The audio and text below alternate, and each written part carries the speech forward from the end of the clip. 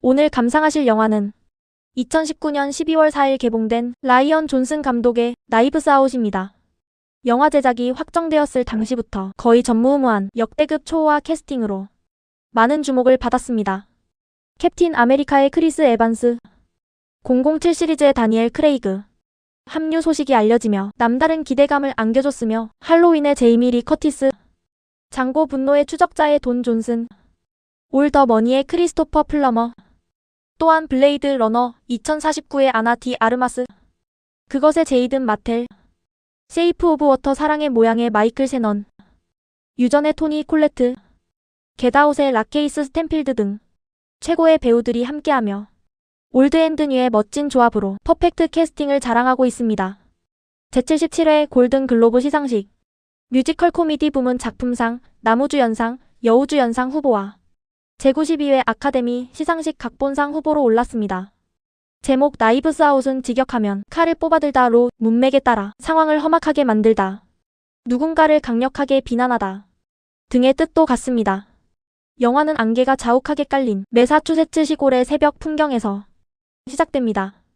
가정부 프란이 평소처럼 차 한 잔이 놓인 아침 식사 트레이를 들고 1층을 가로질러 계단을 올라가며 할란을 부르지만 답이 없습니다.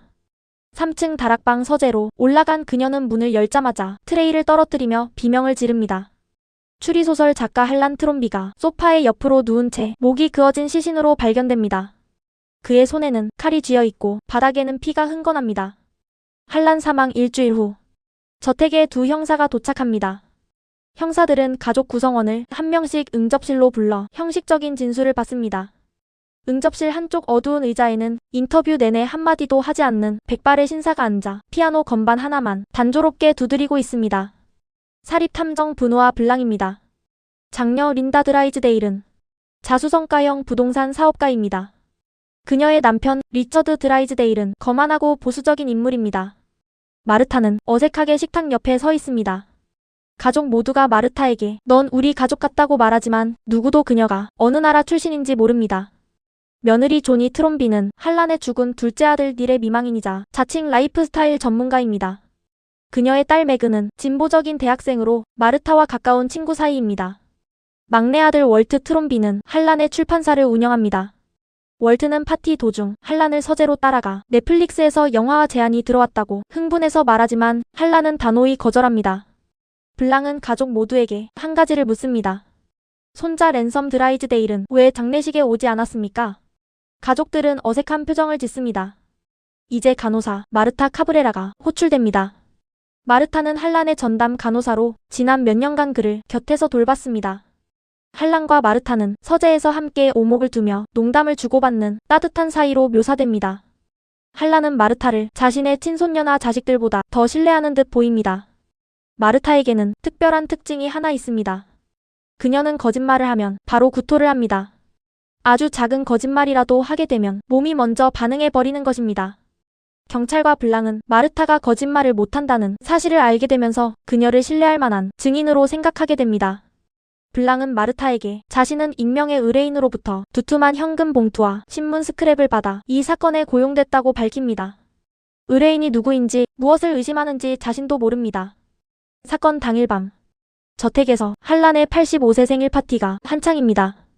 겉으로는 화기애애하지만 마르타가 보기에는 모두가 무언가에 긴장해 있습니다. 리처드는 서재에서 할란과 마주 앉아있고 할란의 표정이 굳어 있습니다. 조니는 할란 앞에서 눈물을 흘립니다. 월트는 분노한 표정으로 서재에서 나옵니다. 그리고 손자 랜섬이 할아버지와 격렬히 다투는 소리가 저택에 울려 퍼집니다. 할란과 마르타는 평소처럼 3층 서재로 함께 올라갑니다. 서재에서 둘은 오목을 두며 농담을 주고받습니다. 마르타가 약을 준비하는 동안에도 분위기는 평온합니다. 진통제 모르핀과 항응고제 케토롤락입니다. 그녀는 익숙한 손놀림으로 주사기에 약을 채우고 할란의 팔에 주사를 놓습니다. 그런데 주사를 마치고 약병을 정리하던 마르타의 표정이 갑자기 굳습니다. 두 약병의 위치를 보지 않고 그냥 잡았는데 자기가 방금 할란에게 모르핀 100mg 치사량을 주사했다는 사실을 깨닫습니다. 마르타는 공황에 빠져 가방에서 해독제 난록손을 찾습니다. 그러나 약병이 사라지고 없습니다.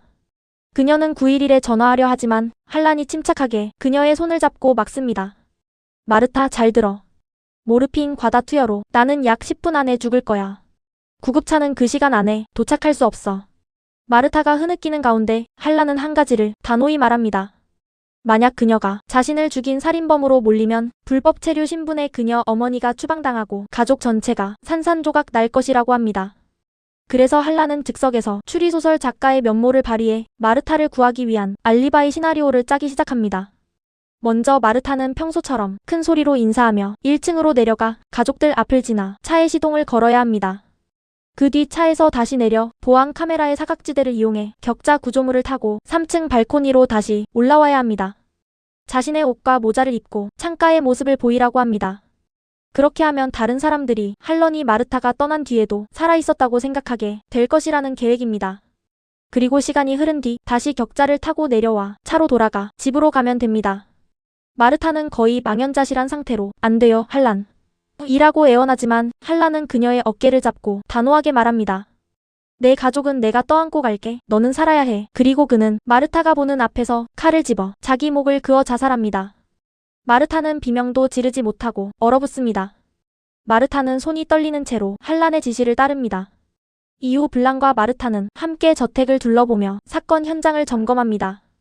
마르타는 거짓말을 할 때마다 토하지 않으려고 안간힘을 쓰며 블랑의 질문에 교묘하게 사실의 일부만 말하는 식으로 대응합니다. 저택 마당에서 블랑은 격자 구조물에 부서진 흔적과 진흙 발자국을 발견하고 마르타는 표정을 감추려 했습니다. 곧 한란의 유언장이 공개되는 날입니다. 마르타도 한쪽 구석에 어색하게 앉아 있습니다. 유언장을 읽기 시작하자 가족들의 표정이 점점 굳어갑니다. 충격적인 내용이 발표됩니다. 한라는 사망 직전인 약 일주일 전에 유언장을 전면 수정해 저택, 출판사 전 재산을 마르타 카브레라에게 모두 상속한다고 명시했습니다. 응접실은 순식간에 아수라장이 됩니다. 린다는 이건 말도 안 된다며 울부짖고 리처드는 변호사에게 이 유언장은 무효야라고 따집니다. 월트는 마르타를 향해 넌 우리 아버지를 조종했어라고 협박조로 말합니다. 그동안 한 번도 모습을 보이지 않던 손자 랜섬 드라이즈데일이 짧게 코웃음을 칩니다. 랜섬은 마르타에게 다가와 함께 저택을 빠져나옵니다. 랜섬은 마르타를 근처 식당으로 데려갑니다. 그는 자신도 가족들을 싫어한다며 마르타에게 진실을 말해달라고 합니다.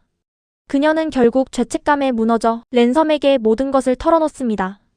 자신이 약을 잘못 줬고 한란이 자기를 살리려 자살했다는 사실을 말입니다. 랜섬은 내가 도와줄 테니 유산 상속받으면 내 몫을 달라고 합니다. 다음날 아침 마르타에게 익명의 봉투가 도착합니다. 안에는 사건 당일 밤 한란의 혈액 검사 보고서 일부 사본과 함께 짧은 메모가 들어있습니다. 마르타는 패닉에 빠져 랜섬에게 도움을 청합니다. 둘은 혈액 검사 보고서를 찾으러 의료 검시소로 향합니다. 그런데 마르타와 랜섬이 도착하기 전 누군가 시설에 불을 지릅니다.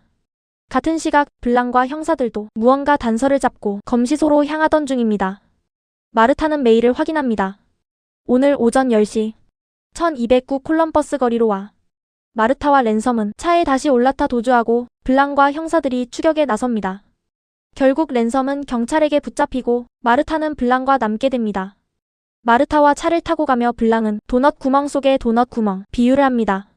사건 전체에 거대한 구멍이 있는데 그 구멍을 메우려고 보면 그 안에 또 작은 구멍이 있다는 것입니다. 마르타는 콜럼버스 거리로 갑니다. 마르타는 충격적인 광경을 마주합니다. 프란이 의식을 잃고 의자에 앉아 있었고 그녀의 팔에 사용된 모르핀 주사기가 옆에 떨어져 있습니다. 누군가 그녀를 모르핀 과다 투여로 죽이려 한 것입니다. 마르타는 즉시 응급처치를 시도하며 911에 전화합니다. 의식이 가물가물한 프란은 마르타에게 흐릿하게 무언가를 속삭입니다. 복사본을 숨겨놨고 내가 한 일을 다 알고 있다고. 마르타는 더 이상 견딜 수 없어 모든 것을 자백하기로 결심합니다. 그러나 블랑은 이미 모든 퍼즐을 맞춰놓은 상태입니다. 블랑과 마르타는 프란이 숨긴 혈액검사 복사본을 찾습니다. 그는 가족 전원과 마르타를 응접실에 모아놓고 자신의 추리를 풀어놓기 시작합니다. 블랑은 의문점들을 하나씩 짚어냅니다. 격자 구조물에 부서진 흔적, 진흙 발자국, 사라진 약병들. 마르타는 결국 가족 앞에서 모든 것을 자백합니다. 가족들은 충격과 분노로 마르타에게 비난을 쏟아냅니다. 블랑은 잠시 침묵하다가 가족들에게 손짓해 조용히 시킵니다. 그리고 의외의 말을 꺼냅니다. 실은 약병의 라벨은 바뀌어 있었습니다. 하지만 마르타가 주사한 약은 정확히 옳은 약이었어요. 블랑의 설명에 따르면 마르타의 직업적 본능이 라벨이 아니라 약의 점도와 색깔로 정확한 약을 골라낸 것입니다. 즉 한라는 모르핀 과다로 죽을 운명이 아니었고 마르타에게는 처음부터 의료 과실이 없었습니다. 한라는 멀쩡한 상태에서 자기 손녀딸 같은 마르타를 보호하려고 헛되이 자살한 셈입니다. 마르타는 망연자실합니다. 응접실 문 쪽에서 발소리가 들립니다. 랜섬 드라이즈데일입니다. 블랑이 재구성한 진실은 다음과 같습니다. 랜섬은 그날 밤 할아버지로부터 유산을 한 푼도 못 받는다는 통보를 받습니다. 분노한 랜섬은 차를 몰고 떠나는 척했지만 다시 저택으로 돌아왔습니다. 그는 마르타의 가방이 놓인 그 자리로 곧장 갔습니다. 키트에 있는 주사기로 두 약병의 내용물을 바꾸고 가방에서 해독제 난록손을 꺼내 가져갔습니다. 그리고 만약을 위한 보험으로 모르핀 한 병도 따로 챙겼습니다. 그의 계획은 마르타가 실수로 한란을 죽이게 만든 뒤 살인자 상속 금지법을 이용해 마르타를 상속해서 배제하는 것이었습니다. 그러면 새 유언장이 무효가 되고 원래의 유언장에 따라 자신이 큰 몫을 차지하게 됩니다. 완벽한 범죄였습니다. 그러나 한란의 자살로 그의 계획은 어긋나 버렸습니다. 랜섬은 모든 걸 뒤집기 위해 익명으로 사립탐정 분우와 블랑을 고용했습니다. 블랑이 파헤치다 보면 마르타의 의료 과실이 드러나 그녀가 상속에서 배제될 거라 믿었기 때문입니다. 그러나 랜섬은 한 가지를 몰랐습니다. 그날 밤 그가 마르타의 가방에 손을 댈 때 가정부 프란이 그 모습을 보고 있었던 것입니다. 검시소에서 일하는 사촌을 통해 한란의 혈액 검사 보고서 사본을 입수했습니다. 그녀는 경찰에 가지 않고 진짜 범인 랜섬을 직접 협박하기로 했습니다. 그러나 랜섬은 협박에 응할 사람이 아니었습니다. 그는 검시소에 불을 질러 모든 의료 기록을 태워버렸고 동시에 마르타에게도 똑같은 편지를 보냅니다. 그는 약속 시간보다 먼저 가 빼돌렸던 모르핀으로 프란에게 치사량을 주사한 뒤 마르타가 저지른 것처럼 위장하고 자리를 떴습니다.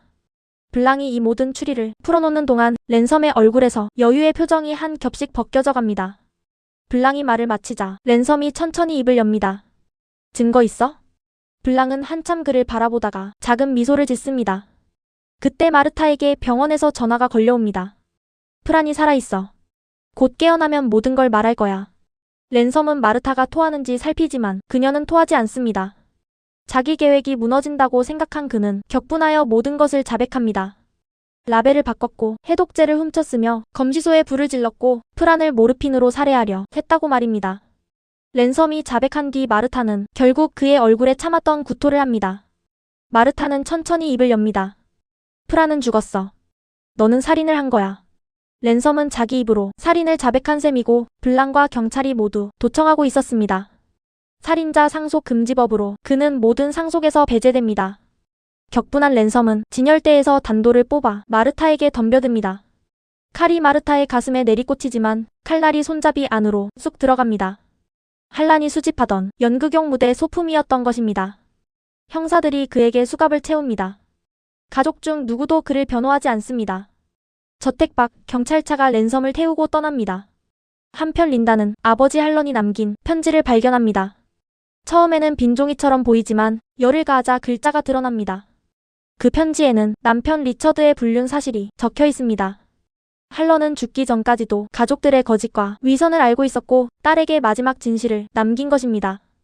마르타는 저택의 2층 발코니에 서서 한란이 평소 아끼던 머그잔에 커피를 따라 마시고 있습니다.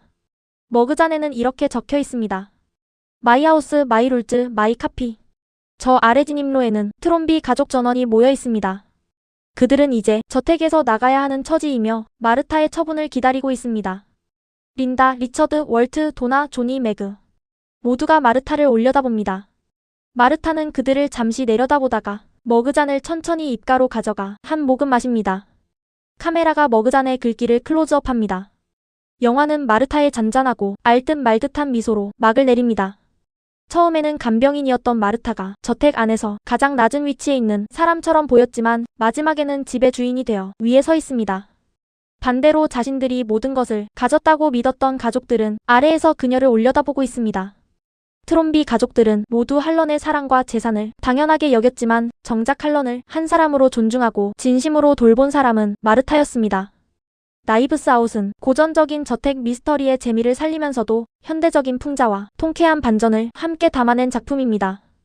마지막까지 관객의 예상을 비틀고 모든 단서가 하나로 맞춰지는 순간 큰 만족감을 주는 영화입니다.